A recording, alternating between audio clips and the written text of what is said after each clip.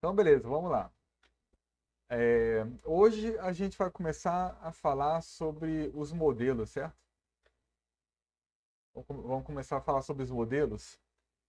Até então, a gente já viu sobre os controladores e sobre as views, certo?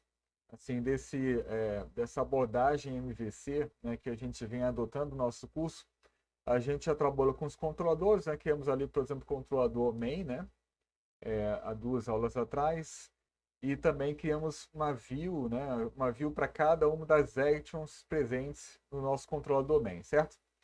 E aqui a gente vai trabalhar com um modelo que é uma outra camada do MVC, né? MVC quer dizer Model View Controller, certo? A gente já viu o View e o Controller, ainda falta o Model. O Model é a camada que te permite você fazer acesso ao banco de dados, tá? E ali no banco de dados recuperar, né, registros, bem como você criar registros, atualizar registros, deletar registros, tudo isso dá para fazer através aqui, né, dessa camada model, certo? E no MVC é muito comum a gente trabalhar essa camada model através de uma abordagem chamada ORM, onde você faz o mapeamento entre as tabelas que estão presentes no banco de dados, né, com classes que vão estar disponíveis para você, classes de orientação objeto mesmo que eu estou falando, né? Classes que você vai ter acesso diretamente no teu código. Então, assim, o ORM, ele mapeia cada, cada tabela como sendo uma classe e cada registro da tabela como sendo um objeto daquela classe, tá? Porque na verdade é assim, né? Uma tabela nada mais é do que uma definição de estrutura. Ela define ali quais são as colunas que cada registro vai ter, né? Cada linha da tabela vai ter.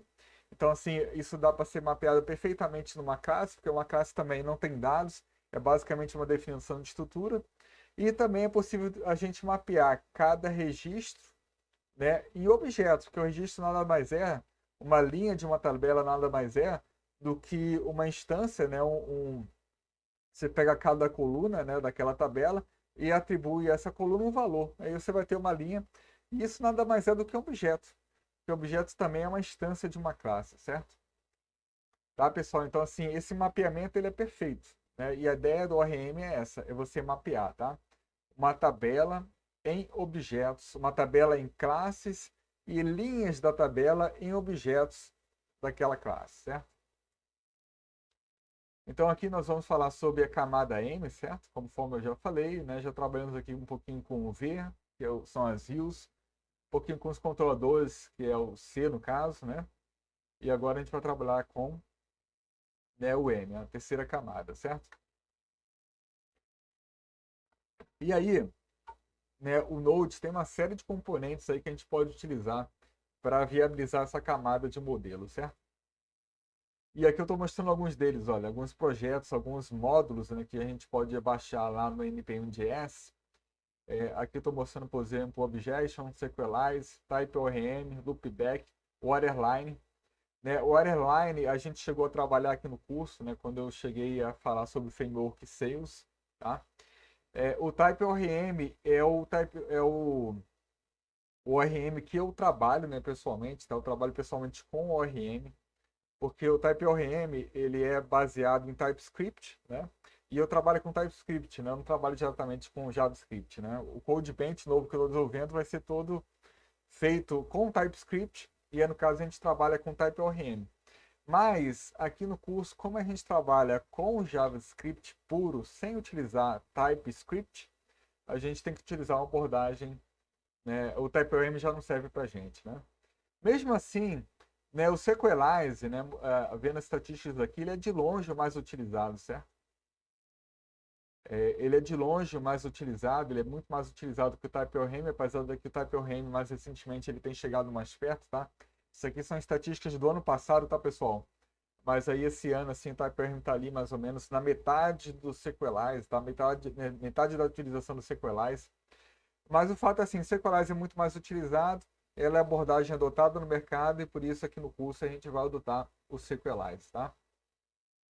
Esse vai ser o modo aqui que a gente vai trabalhar aqui no curso.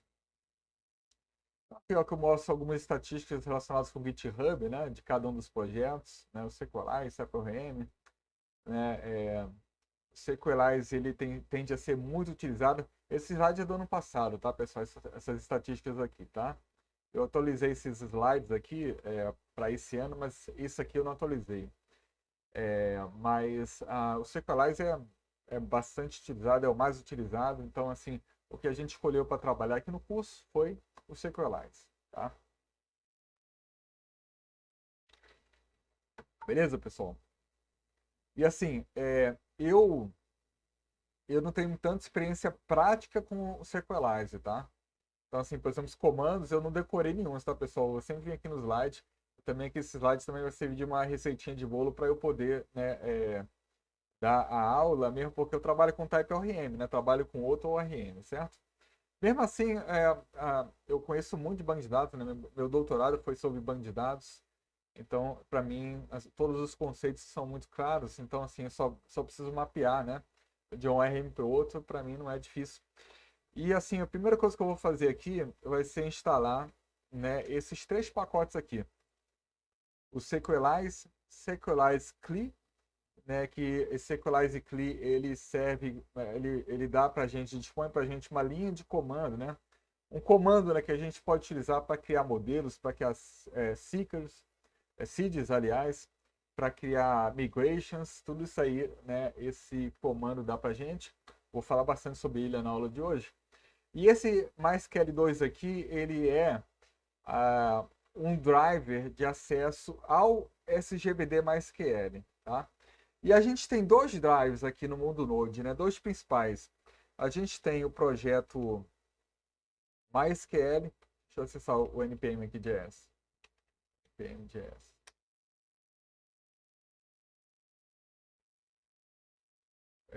Eu tenho assim, esse projeto MySQL, que é um driver também para o SGBD, tá? Esse cara aqui. É um drive também para o SGBD. Certo Drive é um software que vai fazer a comunicação entre 2 coisas, né? No caso aqui ele vai servir para a gente fazer a comunicação do SQLite com o SGBD, no caso o MySQL, certo? Então eu tenho esse drive aqui e eu também tenho esse outro drive aqui que é o MySQL2, que é um outro projeto, tá? Desenvolvido por uma pessoa diferente, por um grupo diferente de pessoas. E lá na documentação do Sequelize, ele recomenda a gente utilizar o MySQL2, e é por isso que eu estou adotando ele aqui no nosso curso, tá? Apesar de que, teoricamente, o MySQL, né, o Drive MySQL também seria, né, uma boa opção aqui para a gente, tá? Mas aí, como o site do Sequelize recomenda o MySQL2, estou colocando ele aqui para a gente, ele que a gente vai utilizar. Então, vamos aqui, né, instalar, né, os pacotes para a gente, certo? Aí assim, né, o Sequelize, ele não serve só para MySQL, certo? Ele serve para Oracle, para MariaDB, para Postgre, né, para tudo que é banco de dados relacional, tá? O Sequelize é para banco de dados relacional. Aqui, como eu estou trabalhando com MySQL, eu estou instalando também o drive do MySQL, mas vocês poderiam ter instalado o drive do Postgre, né, MariaDB e tudo mais, certo?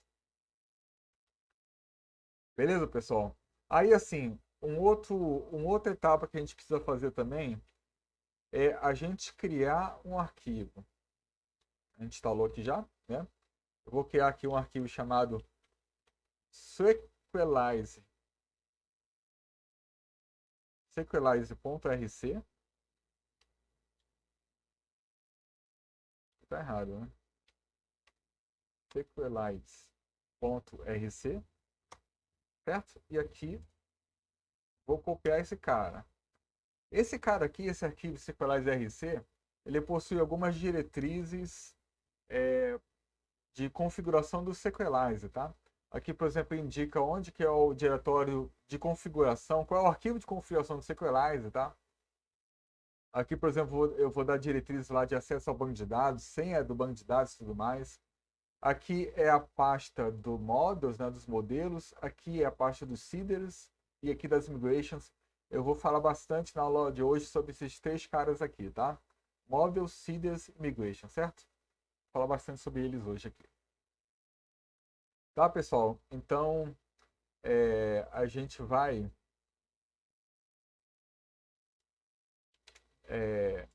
assim, esse arquivo aqui está criado, certo? E o que a gente precisa fazer aqui agora, né, uma vez criado esse arquivo, é a gente criar essas pastas aqui e esse arquivo de configuração. E para fazer isso, a gente pode utilizar um comando aqui, npx sequelize init. E ele vai criar essas coisas todas aqui para a gente, tá? Assim, pessoal, eu tenho utilizado aqui o npx, né? Quer dizer, é a primeira vez que eu estou utilizando o npx. O npx é uma espécie de executor, né? Ele executa binários dos pacotes que eu instalo dentro do meu programa, tá? Dentro aqui do meu Node, da minha aplicação Node, né? Que assim, olha só, deixa eu mostrar para vocês aqui. Se eu vier aqui em Node Modules e acessar aqui o ponto .bin, né? Aqui ele no ponto .bin ele vai colocar uma série de links para binários que estão disponíveis dentro do diretório Node Modules. Né? O Node Modules contém os pacotes que eu instalo aqui para o funcionamento da minha aplicação. E esses pacotes, às vezes, eles têm binários. E esses binários geralmente são copiados, links para esses binários aqui, nesse diretório .bin, tá? Então, sempre que eu digito assim, npx alguma coisa, sequelize aqui, por exemplo, ele vai aqui nesse diretório executar o sequelize aqui, esse cara, ó, sequelize, tá? Esses dois aqui são os mesmos, é o mesmo link, tá? Tanto faz utilizar sequelize cli ou sequelize. Os dois foram instalados com o pacote sequelize cli que, né, eu instalei agora, tá? Tá, pessoal? Então, assim, se eu der o comando aqui, né? npx sequelize init, né? Ele vai criar, né, esses caras e todos aqui para mim, tá? É para isso que serve, tá? Esse sequelize RC, né? Ele definir onde que o sequelize init vai criar, né, os arquivos, tá? RC, pessoal, geralmente RC é um sufixo de nome de arquivo bem comum do mundo Linux, que ele define alguma coisa alguma configuração de algum programa, né? Por exemplo, aqui no Linux a gente tem o bash rc, que define as configurações do shell bash. A gente tem o vim rc, o ponto vim rc, que tem diretrizes de configuração para editor de texto vim, e por aí vai, certo? Então, rc não é de release candidate, tá? RC é de que mesmo? Eu mostro aqui no próximo slide, que eu até esqueci o que é aqui. Runtime Configuration, tá? Configurações de runtime, né? Tá? Então, assim, no mundo Linux, esse tipo de sufixo, né, é bem comum aqui. E aí o sequelize está usando ele aqui, tá? Então, eu vou dar o comando sequelize init aqui. E ele vai criar aqui para mim, olha, o diretório database, né? O diretório database tem aqui, né, os seeders e as migrations. Vou falar depois o que é isso aqui. Tem os, ele criou também aqui, já tinha criado, na verdade, eu mesmo tinha criado isso aqui no diretório models, né? Tá? Eu já até falou aqui que já existia, ó. E ele criou também um diretório um arquivo chamado config/database.json, onde a gente vai definir, né, as credenciais de acesso a um dado banco de dados, né, instalado no nosso SGBD, tá? E aqui, assim, eu tenho credenciais de acesso para desenvolvimento, para teste e para produção. Aqui o nosso sistema é de desenvolvimento, certo? Então é esse cara que a gente precisa alterar, certo? Então, assim, vamos alterar esse cara aqui. Então, o que eu vou fazer aqui agora, pessoal, vai ser acessar aqui o PHP tá? Para criar o banco de dados, o usuário e definir a senha desse usuário, né? O banco de dados que a gente vai utilizar aqui na nossa aplicação, certo? Eu estou utilizando o PHP aqui, mas vocês podem utilizar, por exemplo, as linhas de comando aqui, né? As linhas de comando aqui do próprio MySQL, certo? Poderia fazer isso, create database, né? E tudo mais.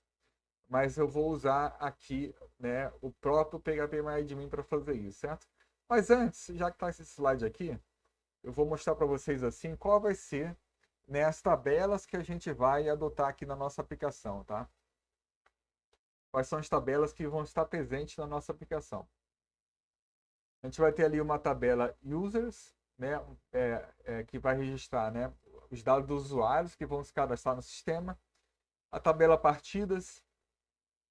A tabela partidas ela vai ter informações sobre as pontuações que cada usuário fez no jogo, né? Vocês estão integrando o jogo aqui na aplicação. E aí essa tabela partidas vai guardar a pontuação de cada usuário naquele jogo, no jogo que vocês forem integrar aqui vão integrar aqui na aplicação, certo? A gente tem também a tabela cursos. A tabela curso é ciência da computação, engenharia de software, engenharia da computação, certo?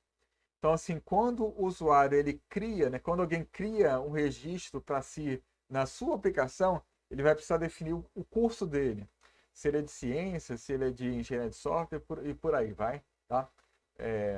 Aí o usuário vai precisar definir assim qual é o curso dele.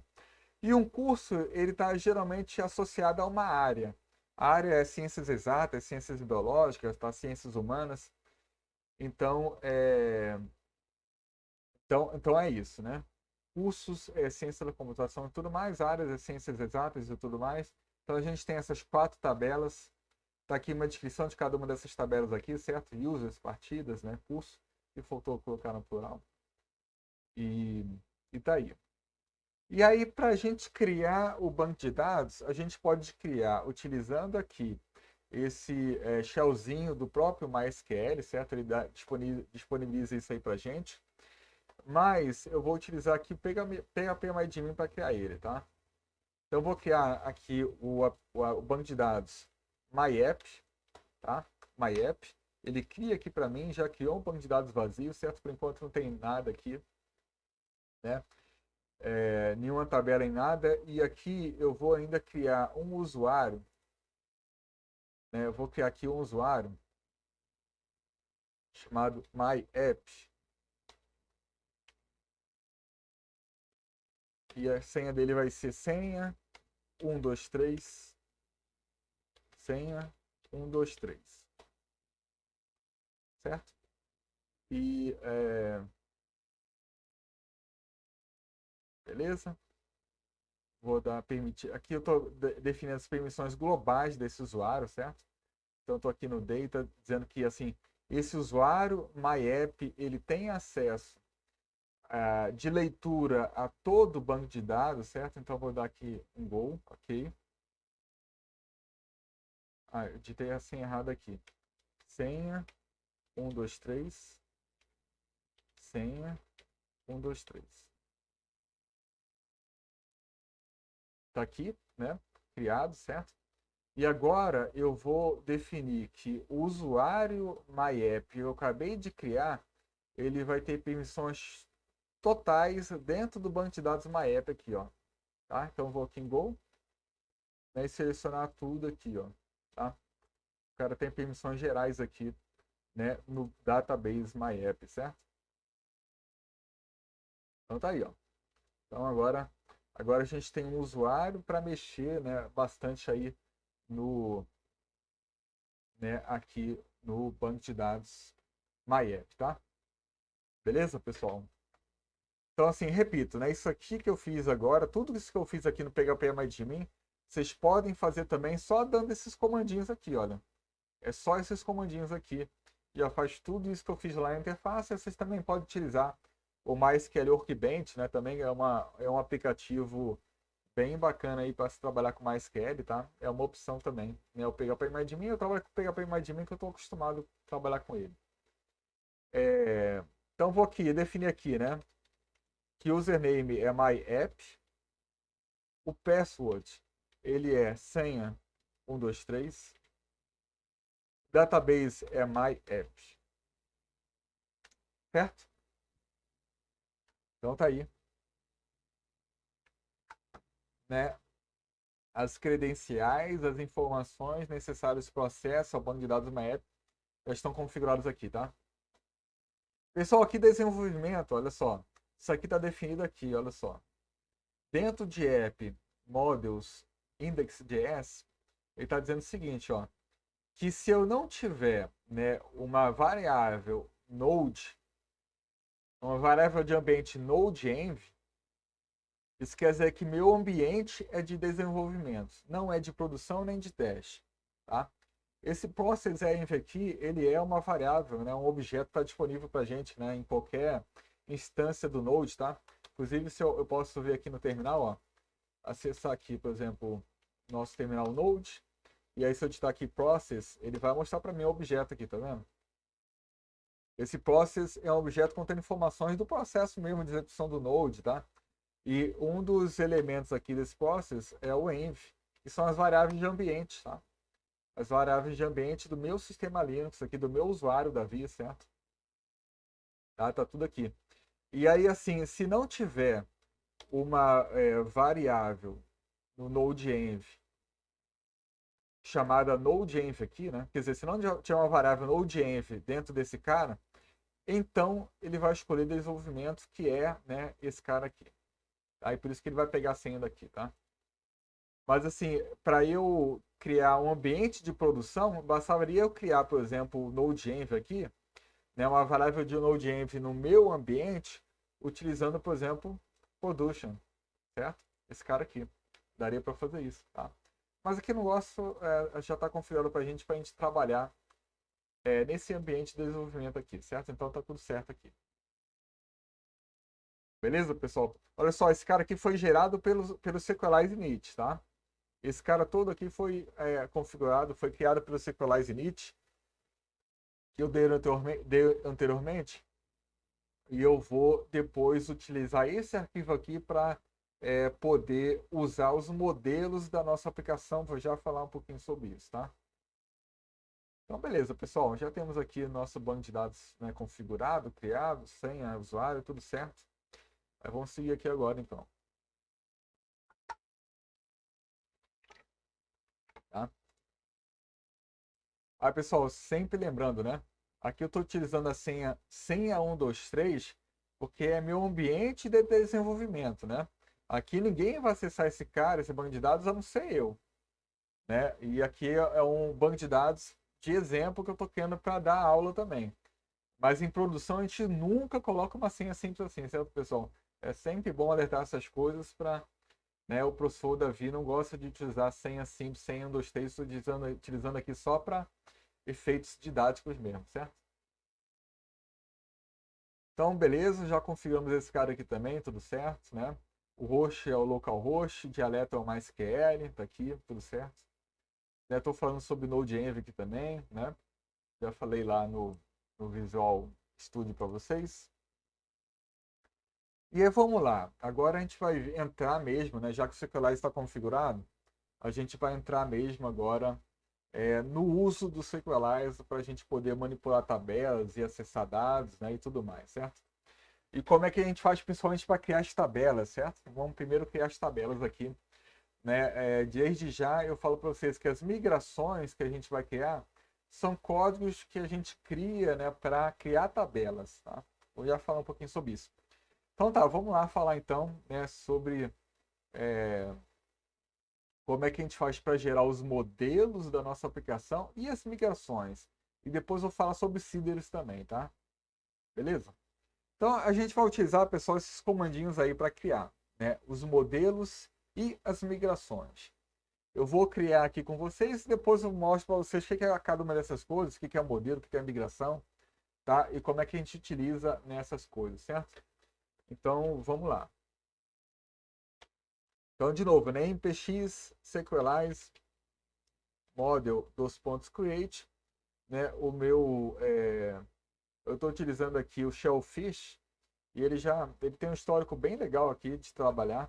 Ele, por exemplo, já colocou que, por exemplo, né, aqui no histórico tem esse comando que eu dei, né? Dei da aula de manhã, né? Já tinha dado também para criar os slides que eu, né, compartilhei com vocês hoje de manhã. Então eu vou criar aqui, né, o modelo partida, né? A partida é uma tabela, né, que a gente vai usar na nossa aplicação.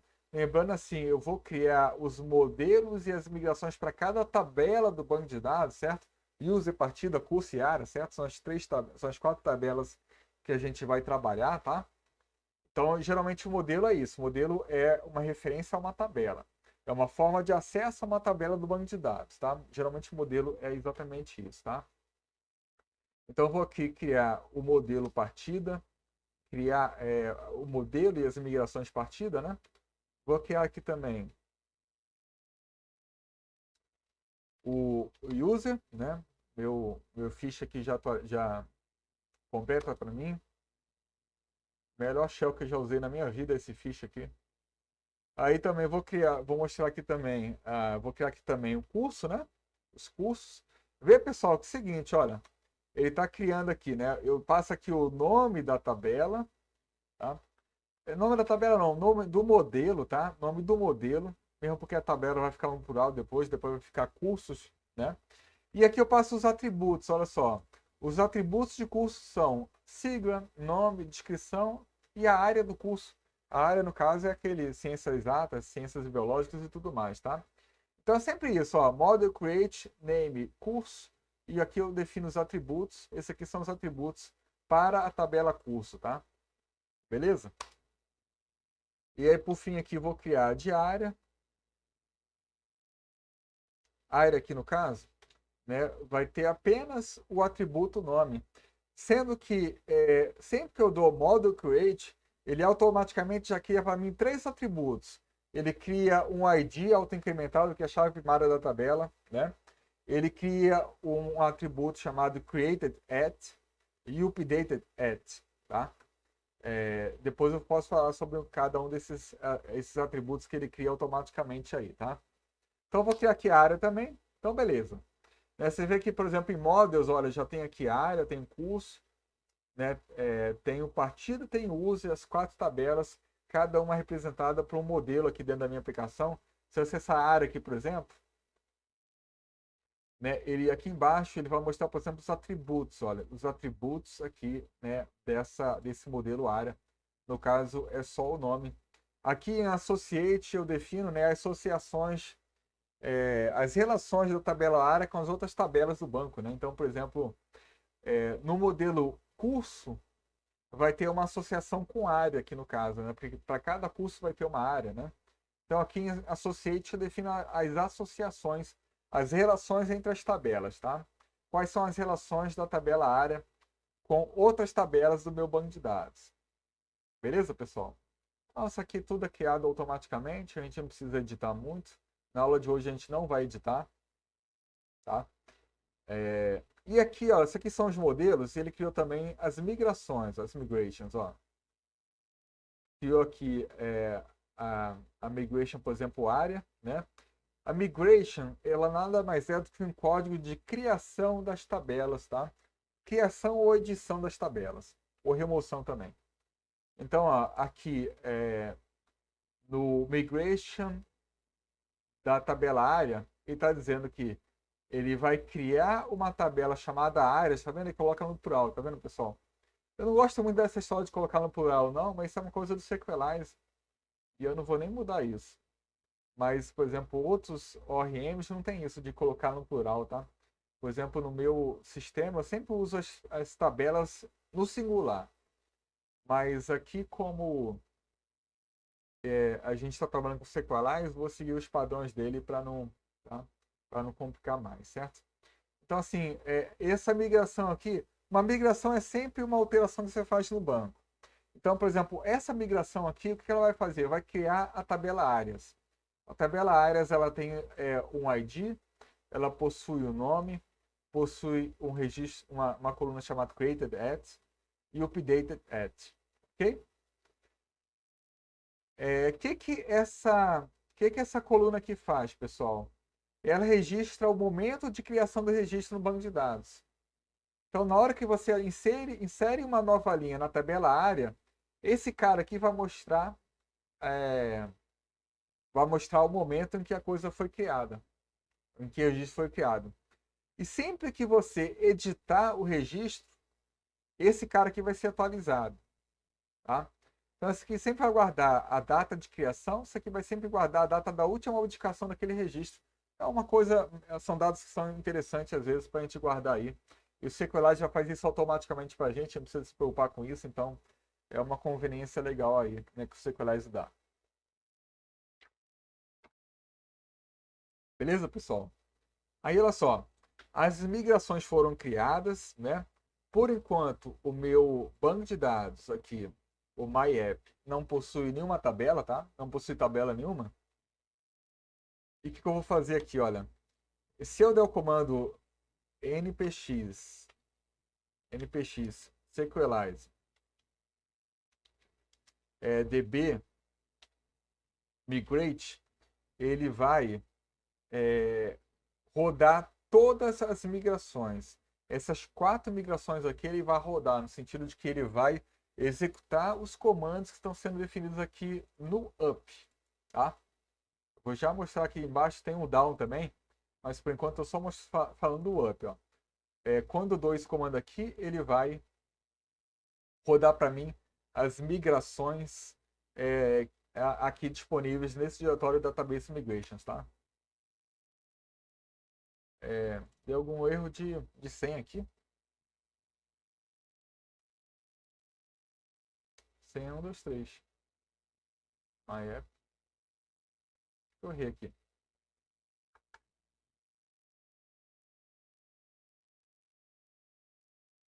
Calma aí, pessoal, deixa eu ver aqui. MySQL, -u, root, -p, senha 1, 2, 3. Opa, root não, né? MyApp. E aqui, MyApp. Senha negada. Será que eu digitei senha errada? Né? Vamos lá, então, ver isso aqui. MyApp. Né? Vamos mudar a senha desse cara. Pô, digitei isso errado 2 vezes, não é possível. Senha 1, 2, 3. Senha 1, 2, 3.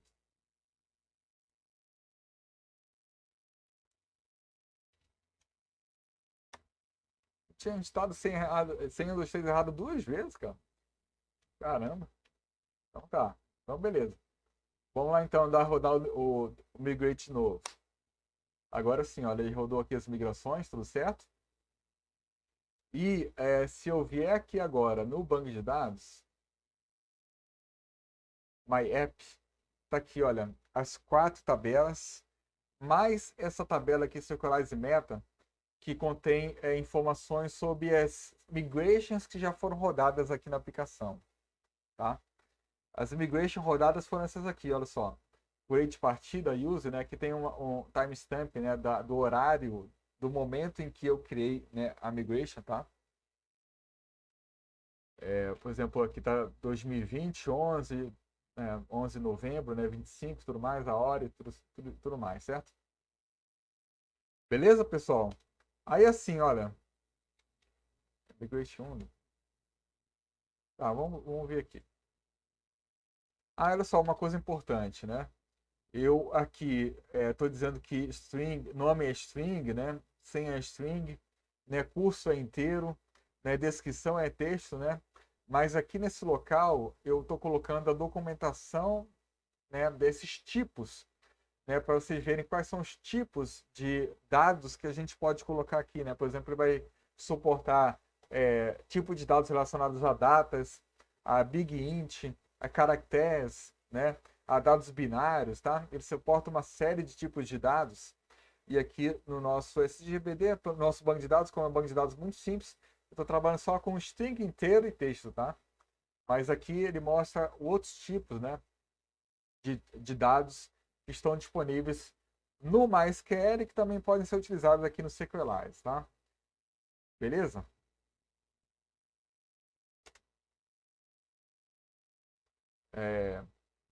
A gente ainda pode, assim, depois que a gente cria, né, esses comandos, depois que a gente executa esses comandos, ele vai criar as migrações e os modelos, mas depois a gente pode mudar os modelos, pode mudar as migrações, tá? Isso aqui é só um exemplo, né? Que ele cria para a gente, um boilerplate, né? Mas depois a gente pode editar, certo? Então, essas aqui são as migrations criadas, certo? Já mostrei para vocês aqui, né? Dentro aqui do nosso Visual Studio, tá? E assim, a migration ela tem a opção up, né? Tem aqui a opção up, que aqui no caso é uma criação, no up ele cria tabela áreas com esses atributos aqui. E também tem o down, né? Geralmente o down ele desfaz aquilo que é feito pelo up. Tá? Aqui no caso ele vai apagar, fazer um drop na tabela, tá? Vai apagar a tabela áreas, tá? Então, up faz uma coisa e down desfaz aquela coisa que você fez no app, tá? Tá aqui um exemplo, né, de migration, certo? Que é para a tabela áreas, né? Já mostrei para vocês, tem o ID, o nome, create ads. Vê que aqui eu tenho uma série de modificadores de atributos, né? Então, por exemplo, aqui, allow null vai estar dizendo que esse cara aqui, esse campo não pode ser nulo, tá? Esse campo aqui ele não pode ser nulo, ele sempre tem que ter algum conteúdo. Já o nome, ele pode ser nulo, né? Nulo, assim, poder ser nulo é a mesma coisa que você dizer que o valor é opcional, né? Então, assim, nem toda área vai ter um nome, né? Assim, de acordo com o que está aqui. Mas isso não é legal, né, pessoal? O ideal seria, por exemplo, a gente aqui dizer que toda área tem que ter um nome, né? Então, eu vou botar aqui, allow null, false aqui. Então, já até modifiquei as migrações. Então, o que eu vou ter que fazer aqui agora? Eu vou ter que desfazer as migrações e depois rodar ela de novo, porque aqui eu fiz uma alteração, né? Por exemplo, olha só, vamos acessar aqui a tabela área aqui, ó. Tá vendo como o nome, ele pode ser nulo? Olha só, o nome pode ser nulo, tá vendo? É exatamente isso que esse cara, como não tinha isso aqui, né? Quer dizer que o nome pode ser nulo. Mas aí não é legal, né? Então vamos fazer o seguinte, vamos deixar esse troço aqui com false, né? E aí eu vou desfazer as migrações e vou rodar as migrações novamente, tá? Vamos já fazer isso aí. Então tem o up, tem o down, já falei sobre as duas coisas, né? Então as migrações são utilizadas para criar as tabelas iniciais da aplicação, certo? Só que é sempre necessário a gente adequar as migrações às nossas conveniências, né? Por exemplo, é legal a gente colocar esse troço aqui para não deixar uma área sem nome, né? Não faz sentido você ter uma área sem nome, certo? Então é sempre legal editar lá as migrations, né? Conforme o nosso desejo. E aí, por exemplo, eu tenho alguns modificadores aqui que eu posso utilizar. Por exemplo, posso definir um valor padrão, né, para um dado atributo. Eu posso dizer se um dado valor uma dada coluna ela é obrigatória ou não, se ela pode ser nula ou não. Eu posso dizer se ela é auto-incremente. Toda chave primária aqui é criada pelos circulares vai ser auto-incremente por default, tá? Auto-incremente. Auto-incremente, vocês sabem, né? Quer dizer que o primeiro registro adicionado vai ser 1, o segundo vai ser o ID 2, o terceiro vai ter ID 3 e por aí vai, né? Aqui eu tenho também um modificador que é unique. Unique define se, por exemplo, um usuário, né, tem uma tabela usuário. Por exemplo, o e-mail dessa tabela, né, o atributo e-mail, ele tem que ser único, indicando que dois usuários não podem ter o mesmo e-mail, né? Não pode ter e-mail repetidos, né, dentro da nossa aplicação. Então é sempre conveniente, por exemplo, a gente colocar e-mails como unique, para não deixar e-mails repetidos, certo? Tá? Então, por exemplo, aqui a gente pode até, aqui no e-mail, olha, colocar isso aqui, né? E botar unique. Opa, não. Aqui em cima, né? Unique, false. Mais um motivo depois para a gente apagar nossas tabelas e gerar novamente aqui, né, as migrations, certo? Beleza, pessoal? Então, o e-mail também é sempre bom, né? Sempre saudável a gente não deixar, né, ele ser nulo, né? Então, assim, eu vou botar aqui também que o usuário não pode ter nome nulo, né? E também o e-mail não pode ser nulo também, tá? Lembrando assim, o que diz se um atributo ele é opcional é isso aqui, é se ele pode ser nulo ou não, tá? Então aqui, por exemplo, estou dizendo que quando eu estou dizendo que uma coisa que pode ser nula, eu estou dizendo que o usuário não precisa informar o nome dele. O nome dele pode ser nulo, né? Isso é o dado, nome, ele é opcional. Se eu colocar dessa forma, mas claro que a gente não quer isso, né? O nome do usuário tem que ser, né, definido, né? Então vamos deixar dessa forma aí, tá? Essa eu vou deixar assim, pessoal. Eu quero só mostrar alguns exemplos aqui dos modificadores que a gente pode adotar aqui nas nossas migrations, tá? Aí, olha só. Se eu rodar isso aqui, olha, migrate undo, ele vai desfazer a última migração que eu fiz. No caso, a última migração foi a área, né? Por exemplo, a gente pode até ver isso aqui, olha. Agora eu já apaguei, agora não adianta mais. Mas, por exemplo, aqui, olha. Aqui a área estava como terceiro aqui, a terceira migration rodada aqui, olha. Era a terceira, não, a quarta, né? Mas como eu dei undo, ele desfez a última migração rodada. Se eu der undo de novo e acessar aqui, você vai ver que esse último registro aqui vai ser apagado também. Aqui, olha, eu vou dar um refresh. Esse cara aqui foi apagado, indicando que agora o meu banco de dados não tem mais área, não tem mais curso também. Certo? Beleza, pessoal? Tá vendo como eu tô rodando? Quando eu dou undo, o que eu faço? Eu rodo o down de cada migration. Então, assim, quando eu dei undo aqui, rodei o down de área, né? Que ele apaga a área, né? E também dei o down de curso, que ele apaga a tabela curso, certo?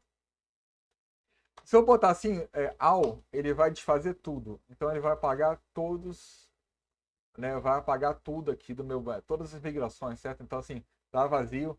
Circulares e meta também tá vazio, certo? Então, beleza. É o que eu vou fazer aqui agora. Eu vou dar o DB Migration de novo, para ele rodar tudo de novo, né? Tá aqui todas as tabelas novamente. E se eu for agora aqui, né, em cursos, eu vejo que, por exemplo, era curso que eu tinha ido ou área? Olha, agora o nome da área tá, né? O nome da área aqui, ele não pode ser nulo, certo? O ideal era a gente também, né, ter editado lá, né, os cursos e tudo mais, né, para não deixar o curso ser nulo também, né? Mas assim, ó, aqui ele deixa ser nulo, siga pode ser nulo também. Mas vou deixar assim, queria mais exemplificar isso aí com vocês, certo? Mas o ideal, aliás, pessoal, o ideal mesmo, tá? É colocar isso aqui tudo sendo não nulo, certo? Vamos fazer isso aqui então, pessoal, assim, isso aqui não pode ser nulo. Descrição no texto pode ser nulo, não tem problema, mas o nome não pode ser, né? Sigla não pode ser, ID não tem problema. Vamos ver em cada um desses aqui. Pontuação não faz sentido você ter uma entrada aqui sem pontuação, então vou botar assim. User ID também não pode ser, né? Users, senha. Esse aqui ó, pode deixar assim. Esse aqui é controlado por um outro elemento, né? Você não vai colocar uma senha assim diretamente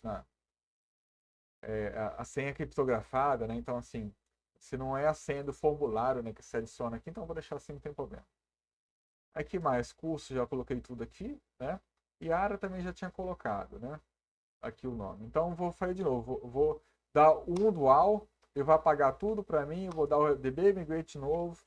E aí, no caso, agora eu tenho aqui, né, a tabela cursos, com os truques dela. Né? Só a descrição pode ser nula, é exatamente o que a gente queria, então tá aí. Beleza? Vocês estão acompanhando direitinho aí, pessoal? Sim, tá. Pô, tem poucas pessoas hoje, né, na turma. Vamos aqui então. Aqui, né? Então, Sequelize DB Migration, já mostrei para vocês, né? E tá aqui as tabelas criadas, certo? Tudo certo. Tudo ok.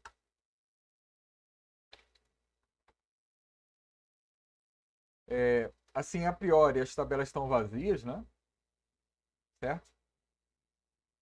Porque eu só criei as tabelas, né? Por enquanto ela não possui registro nenhum, certo? Não possui registro nenhum. Tá só criadas as tabelas. E aí, a gente vai utilizar de um outro recurso do SQLite chamado Seeders para a gente criar os registros para algumas tabelas. Tá? Registros iniciais para algumas tabelas, tá? Então, vamos lá. Seeders. Seeders vai ser para isso. Para a gente criar registros iniciais para as tabelas. Aqui, olha só. Aqui na tabela áreas, a aplicação de vocês não vai ter nenhum formulário para criar uma nova área. Embora aqui em curso você vai criar um formulário para criar os cursos, e nesse formulário você vai precisar selecionar qual é a área daquele curso, mas você não vai ter aqui na aplicação de vocês um mecanismo para inclusão de novas áreas, tá? Então, para isso que serve o seeders, para a gente alimentar uma tabela inicialmente, tá? Já que a tabela não tem assim um formulário para inclusão de elementos naquela tabela, a gente cria aqui através dos seeders, né, quais vão ser as linhas daquelas tabelas, tá? Da tabela, certo? Certo, pessoal? Então, os seeders são para isso. Vamos lá, então, né, ver como é que a gente faz para gerar os seeders, né? Eu vou usar o npx sequelize, né, seed generate para gerar os seeders, tá? A geração do seed, de um seed no caso, né, de seed de uma tabela, ele gera só um boilerplate, tá? Ele não dá muita, ele não cria, né, quando dou esse comando, ele não vai criar dados dentro dessa tabela, tá? Vamos lá, vou mostrar para vocês aqui. Então, ó, npx, né, sequelize, e aqui então eu vou botar seed, seed generate, né?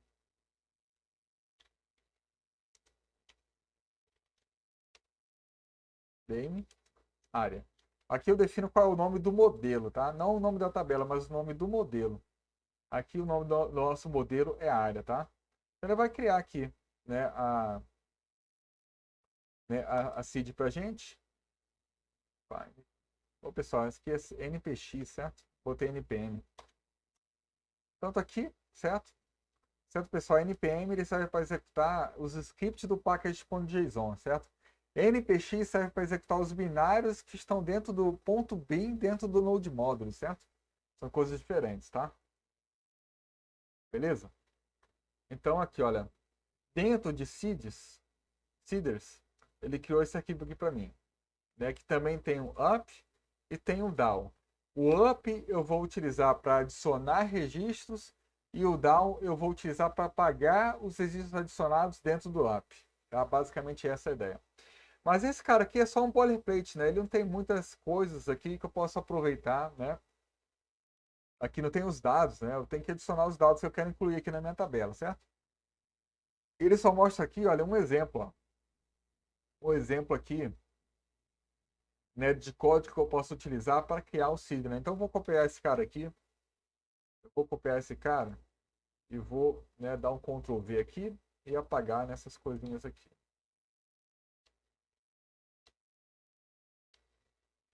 Isso aqui. Tá, então esse aqui é o exemplo dele, olha só. Digamos que tem uma tabela people, né? Você vai incluir aqui o nome, né, John Doe, e aqui esse outro atributo, mas no caso aqui a gente vai o quê? A gente vai dizer que a gente vai inserir registros dentro da tabela área, certo? Dentro do modelo área.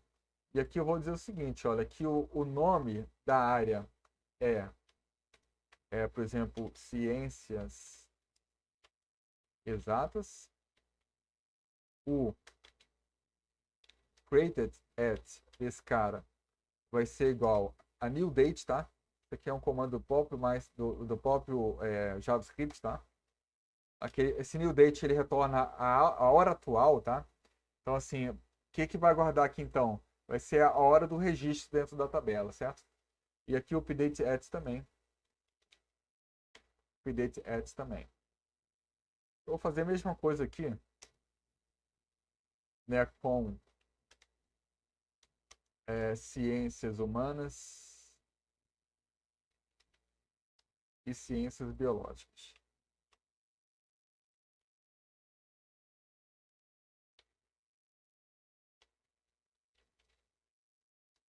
Beleza, pessoal?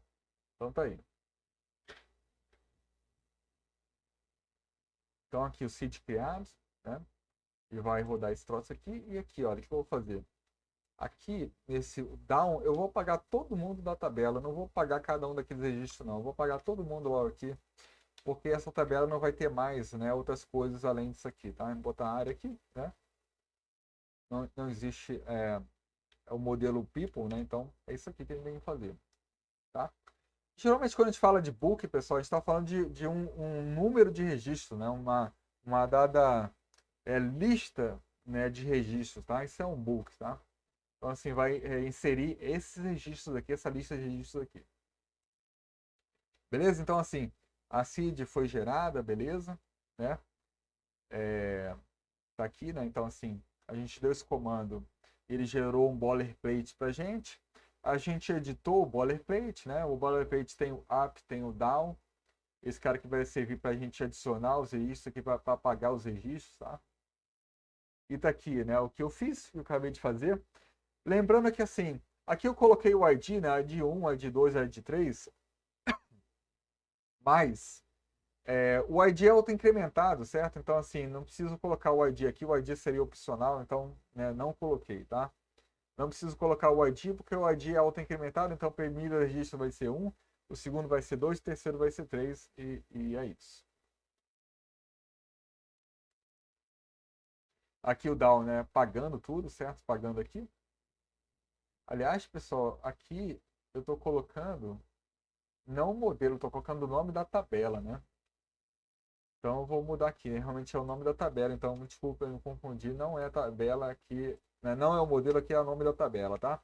Por isso é mais um motivo da gente usar o mesmo nome para modelo e tabela, tudo no singular, né? Mas o Sequelize aqui queria essa diferença aí, né? Mas tudo bem. Então tá aqui, pessoal, olha. Agora a gente vai rodar, né? O comando db seed all, né? npx Sequelize db seed all, e ele vai criar para a gente, né? Vai rodar para a gente os seeders aqui no caso. Então, olha só, acessar áreas aqui agora, tá aí os três, né? As três áreas que vão, né, estar dentro da nossa aplicação, tá? É, tudo teoricamente com a hora atual, mas aqui ele considerou um fuso horário aí bem diferente desse que a gente está aqui, né? Aqui são 5 horas, ele botou 21 horas aqui. Né? Ele não considerou aqui o timestamp. Vamos deixar assim, não vou nem perder tempo para tentar resolver isso agora, pessoal. Mas assim, o ideal era criar, né? A gente definir qual o timestamp, né? A gente tem que configurar o Node para dizer para ele qual é o timestamp aqui do nosso servidor, tá? Com o PHP a gente faz isso com um arquivo chamado phpin, né? Mas aqui no Node eu mesmo teria que pesquisar como é que faz isso, tá? Como é que define aqui qual é o fuso horário, né, do teu servidor, tá? Como não está configurado, ele colocou ali, né, fuso horário 0, né? Tá? Então, beleza. Então, criou aqui. Aí, assim, pessoal, podia também aqui, né, colocar, como é que é? Aqui seria o seed all para ele gerar. E eu posso colocar aqui, ó, o undo, né, para ele apagar. Opa, peraí. Seed undo, aqui no caso, né? Aí ele apagaria, certo? Tá apagando lá. Apagou, certo? Tá demorando para retornar aqui meu shell, né? Retornou agora. E aqui ele vai rodar de novo, né? Tá aqui de novo, né? O nosso seed, né? Com, né, a nossa tabela com os dados que a gente colocou dentro dos seeds, tá? Ok? Então, beleza, pessoal. Então tá aí, os seeds gerados, as migrations geradas também. E aí, o que falta a gente ver mesmo são os modelos, né? Tá aqui os modelos.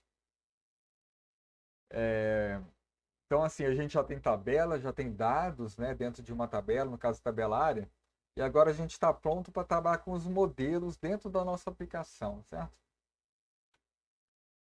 E os modelos nada mais são, né, do que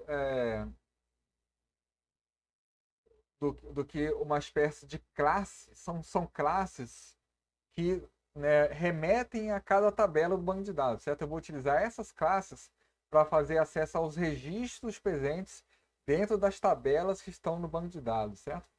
Então aqui vou acessar área para acessar os dados de área, né? Vou acessar curso para acessar o dado de curso e por aí vai, certo? Aqui, ó, curso possui esses 4 atributos, certo? Tá bom?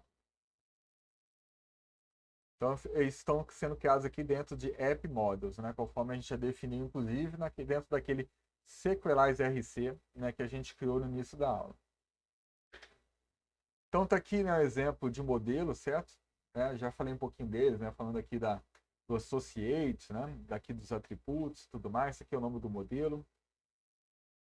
Né, a gente ainda pode usar alguns modificadores aqui, certo? Por exemplo, aqui, ao invés de colocar nome assim, né, a gente pode colocar aqui uma coisa mais uma coisa mais complexa. Por exemplo, aqui a gente pode dizer que esse cara aqui, ele é da mesma forma como o migration lá, né? Paulo nu aqui, né? E o type dele é isso aqui, ó. Tá? Isso a gente pode fazer, tá?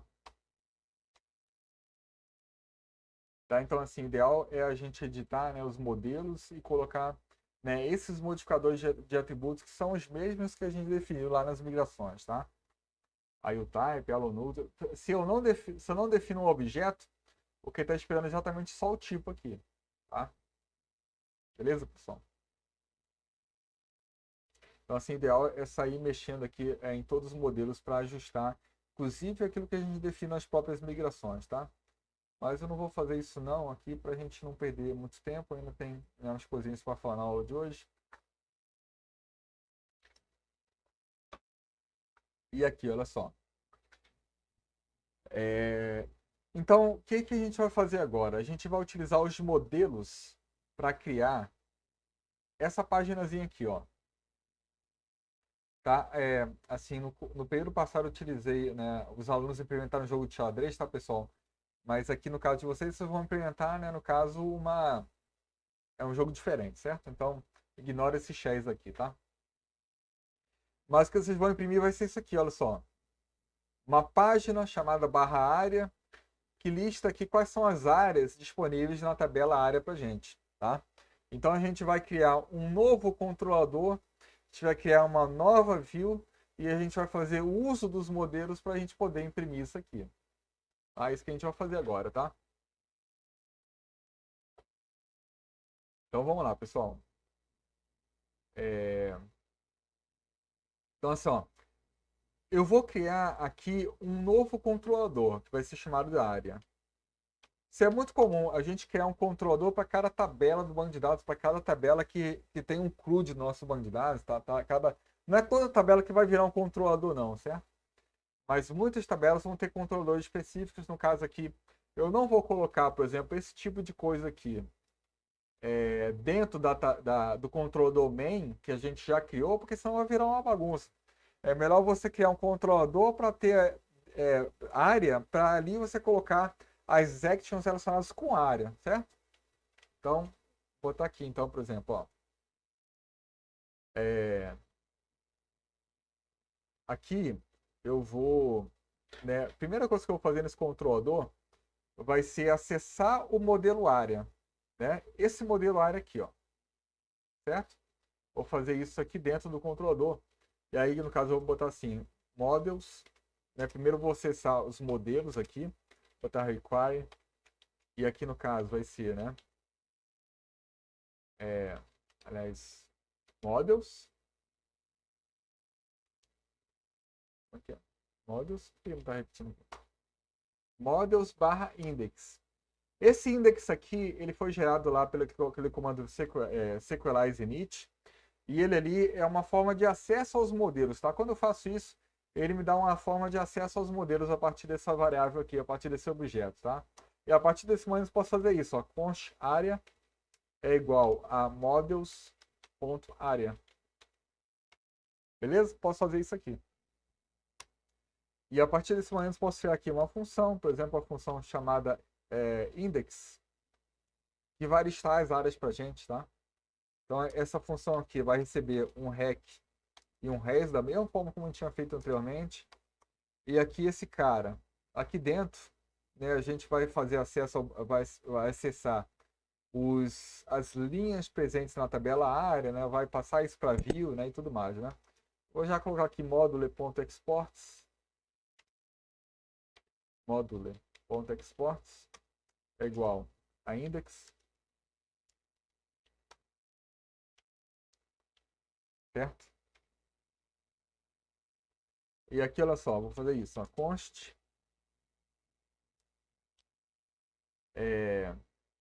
const áreas vai ser igual. Olha só, pessoal, eu vou utilizar aqui uma função chamada find all, que ele vai me recuperar todos os registros da tabela área, certo? Só que esse cara aqui, ele retorna uma promise. Ele find all encontrar todos os registros que estão na tabela área, né? Só que esse cara aqui vai me retornar uma promise, certo? Como ele retorna uma promise, eu tenho que utilizar, né, ou o den, né? Estão lembrados do den lá? O den, cat e tudo mais? Ou eu uso o async await. Então, como o async await é mais fácil, eu vou botar aqui o async e aqui eu vou botar o await. Quando eu botar o await aqui, quer dizer que os comandos que estão aqui de baixo vão esperar a finalização da execução desse cara aqui de cima. Esse negócio aqui de baixo só vai ser executado após a execução disso aqui, tá? Então, olha só. Aqui eu posso até fazer isso, ó.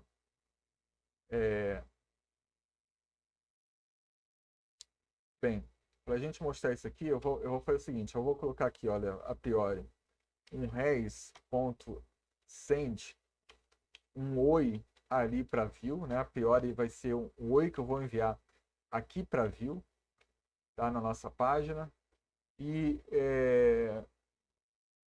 antes da gente programar a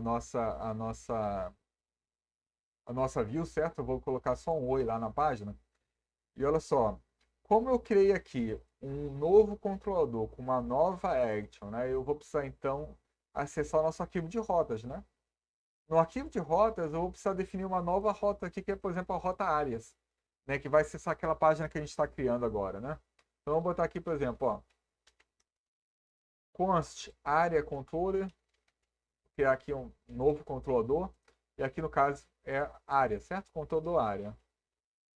E aqui eu vou definir uma nova rota, ó, router.get, requisição get, certo? Barra área.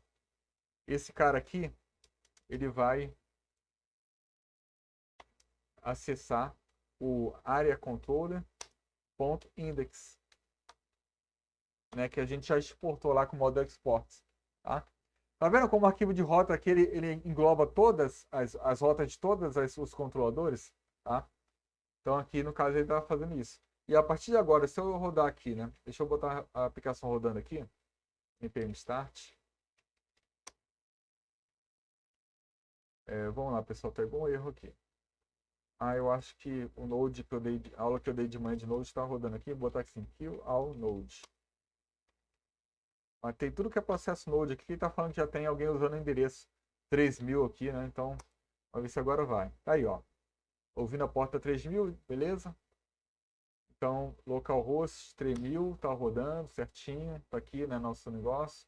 E agora, se eu botar, por exemplo, área aqui, ele vai retornar 8 pra gente.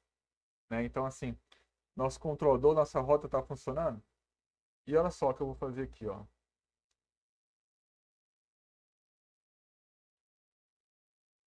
Ixi, tem tanta coisa aberta que eu me perdi já. Eu saí fechando algumas coisas aqui, pessoal. Router, vou deixar. Aqui, certo? Aí, olha só. O que eu vou fazer aqui? Eu vou dar aqui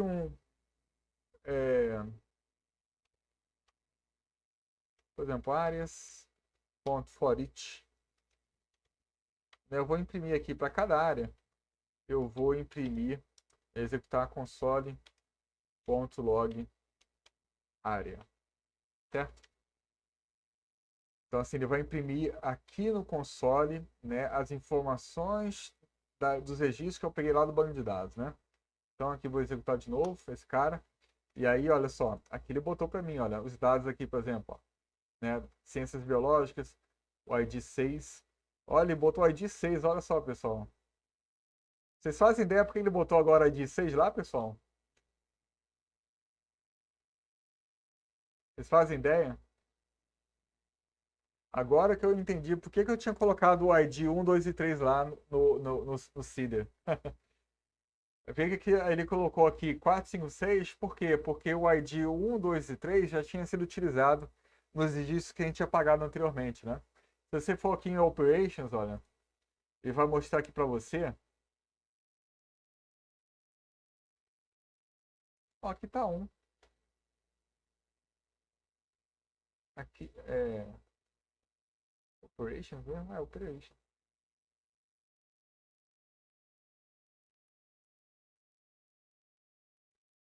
Eu tô em áreas mesmo.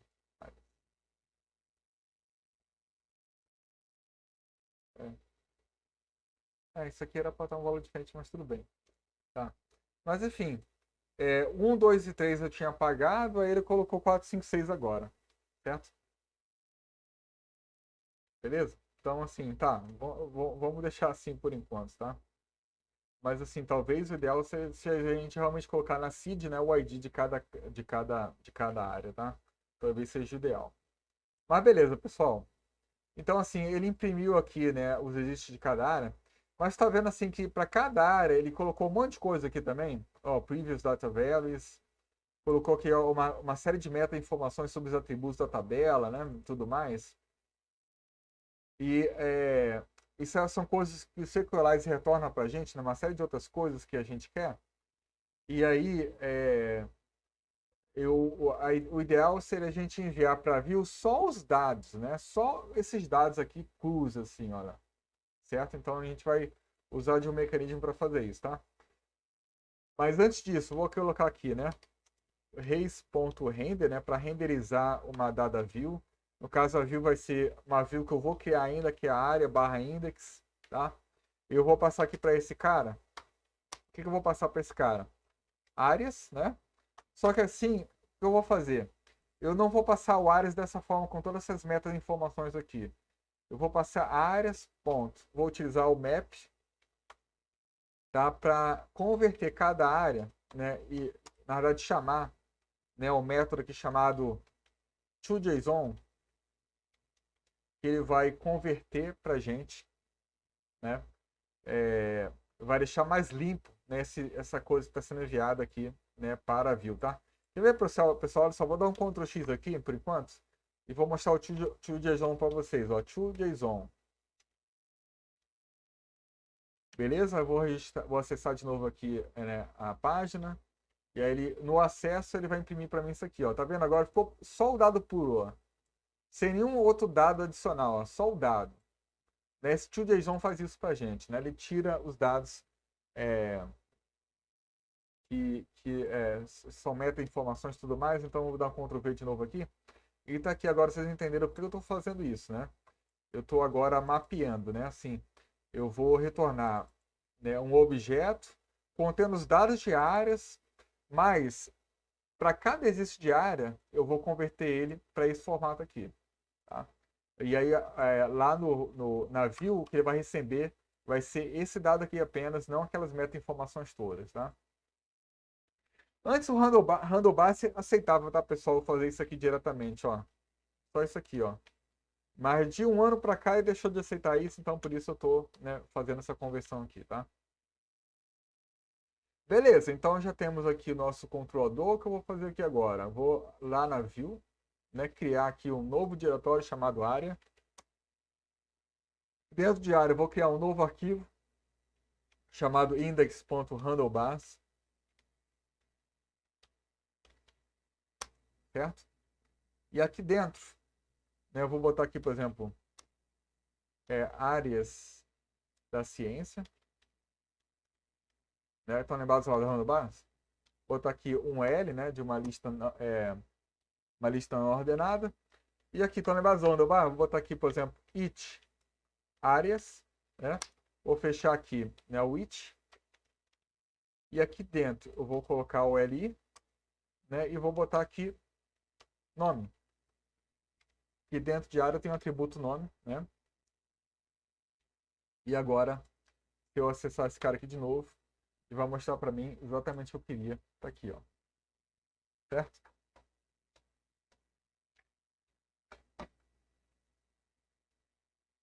Beleza, pessoal? Tudo certo aí? Vocês estão ouvindo aí direitinho, não estão?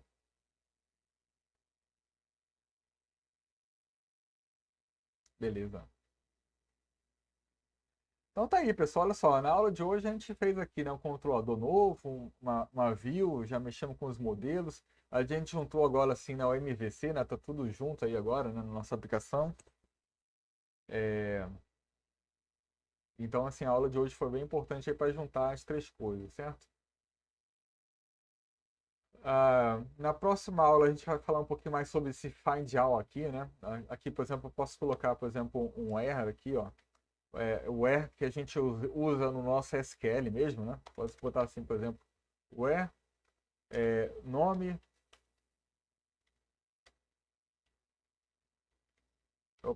nome, dois pontos.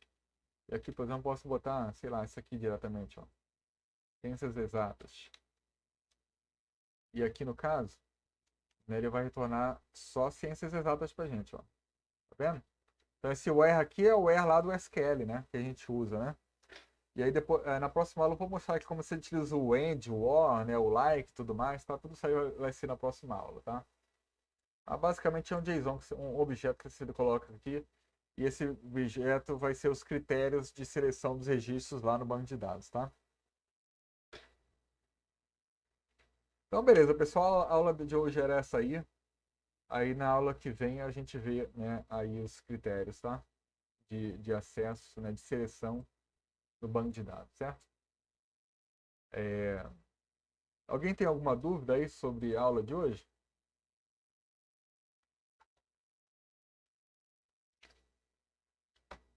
Tá tudo certo?